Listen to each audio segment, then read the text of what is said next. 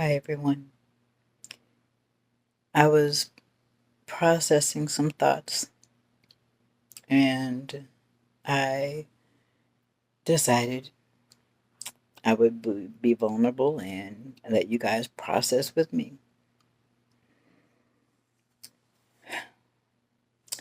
Last night we had Bible study, and the gentleman that was on the video that we watched was talking about things that shape your walk with Christ.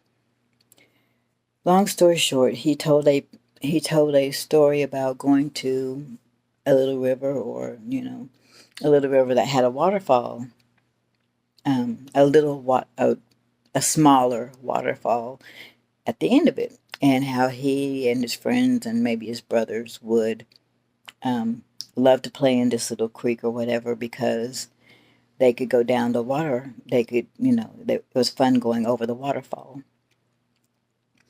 And so basically, you he was saying that you would let yourself lay back in the current, and or lay back in the water, and let the current take you and just carry you over this waterfall. And it was so fun, and the excitement of it and the joy he got from it, and it just was an experience that was a good memory for him. And that's kind of like how we have to, God being the current, we have to just lay back in life and let God be the water and the current that takes us over the waterfall. And we just have to trust and have no fear that everything is going to be okay.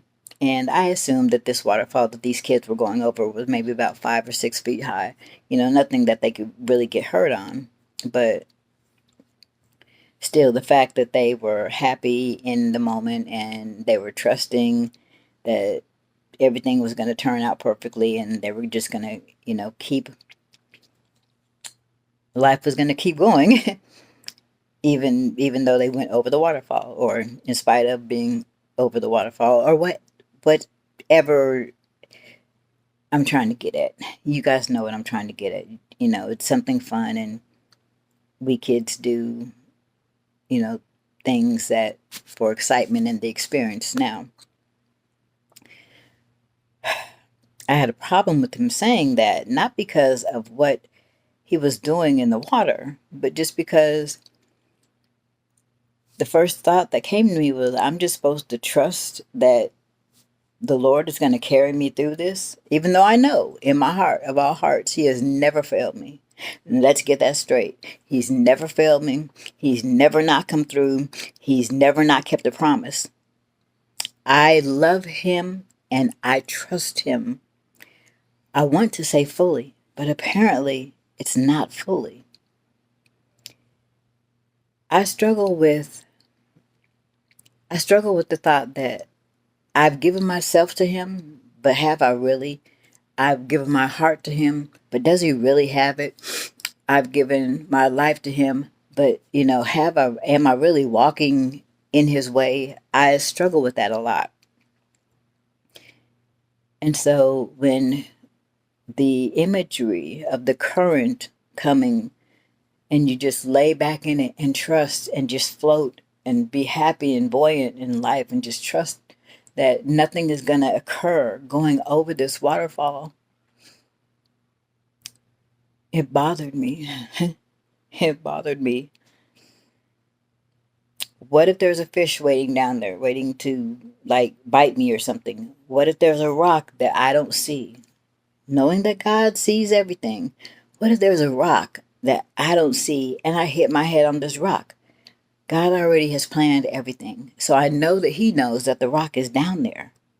I know that He knows that.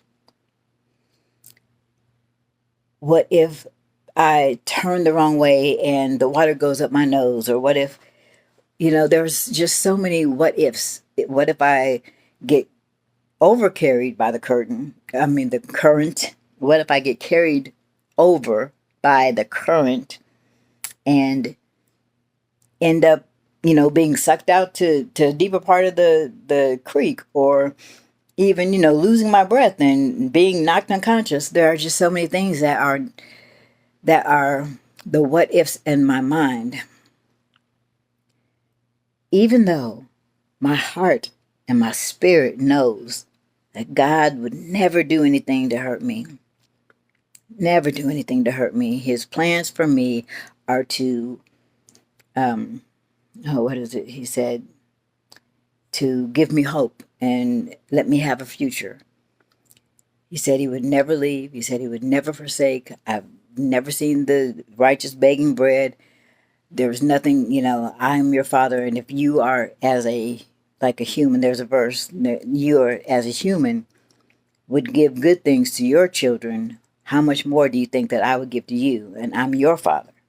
I know that he would never do anything to hurt me. Never let it happen. But it was just the thought of giving myself fully and freely and completely to something that I had no control over.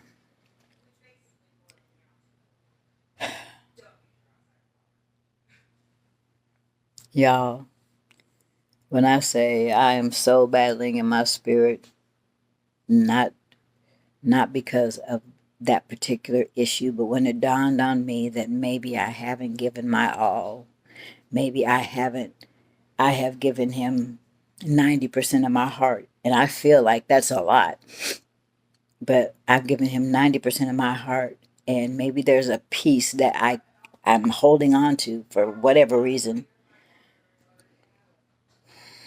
that I've given most of what I am and who I am.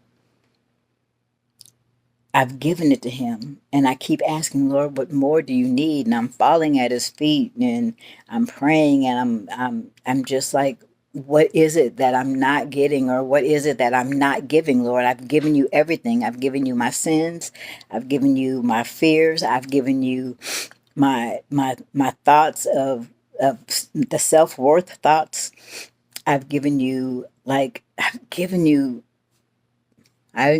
I have to start tithing a little bit better, but I've given you my money, my funds, my family.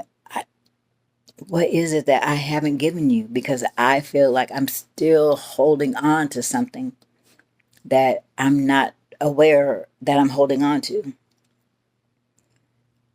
I feel like there's something more he's looking for inside that I'm not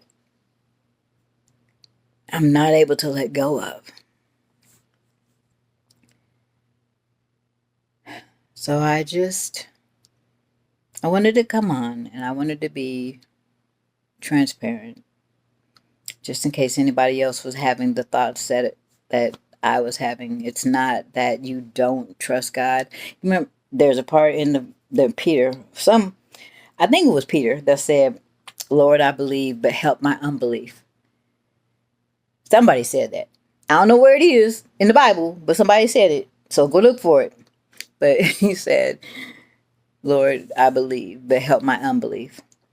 And I think that's where I am stuck or trapped at, for him to help my unbelief that I don't believe is there.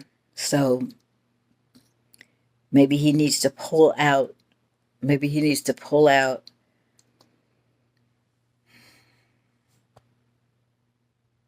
I don't know. Body language says a lot. And if you can read body language, I am so covering my heart, and I am so like keeping it there. It's kind of like I don't even want to let whatever is in my heart go. But there's something in there that apparently I am afraid to face. I pray that all the people that are within the sound of my voice, that are afraid to let go, that are afraid to face life, that are afraid to give because they've been hurt so many times and cut so deeply, that are afraid to live because of the what ifs that are never going to happen, but they still are in your head and in your psyche. I ask that those things be removed from you. I ask that the Lord, the living God that we serve, I ask that He send His Spirit to rest and abide within you, within us, and to calm those fears and to calm those those issues that we are still having problems with to this day after thinking we had dealt with them years ago. And I just pray, rain on your people. Send us truth. Send us your truth. Send us light. Send us love. Send us buoyancy. Remove the heavy spirits. Remove the doubts. Remove the aches and the pains and the scars that we have from trusting when maybe we shouldn't have trusted so much. Maybe that's what it is. Maybe it's not a fear of anything. Maybe it's a trust issue. But at any rate, I was just coming to relate to you and to say that it's okay. He's there. We know He's there. Trust.